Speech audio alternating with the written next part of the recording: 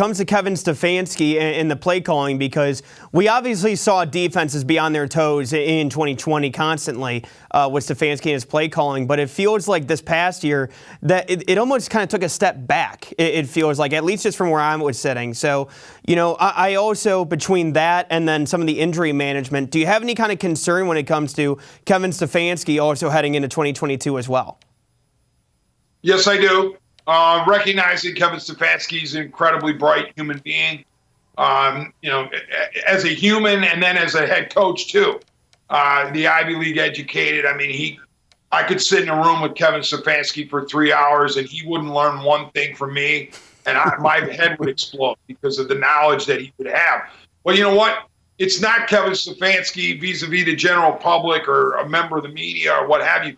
It's Kevin Stefanski versus his peers. How is he doing against opposing defensive coordinators in the NFL? And there are plenty of people, Kevin Stefanski defenders, who will say that this season he dialed up plays that were available for gains, but for reasons outside of his control, they didn't materialize.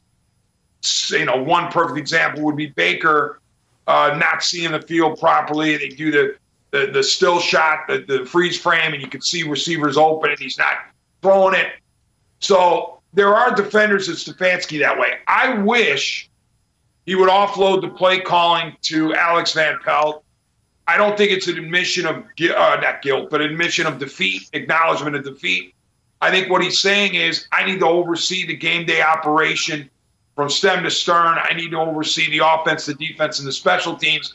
I have to be ready to make decisions for all players in a moment's notice during the course of the game.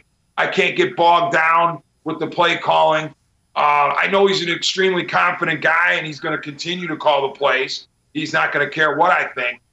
But at the very least, if he does continue to call the plays, the Browns need to have a game plan that is more amenable to a wider open passing game. They can't just sit here and rely on Nick Chubb and possibly Kareem Hunt and a bunch of tight ends.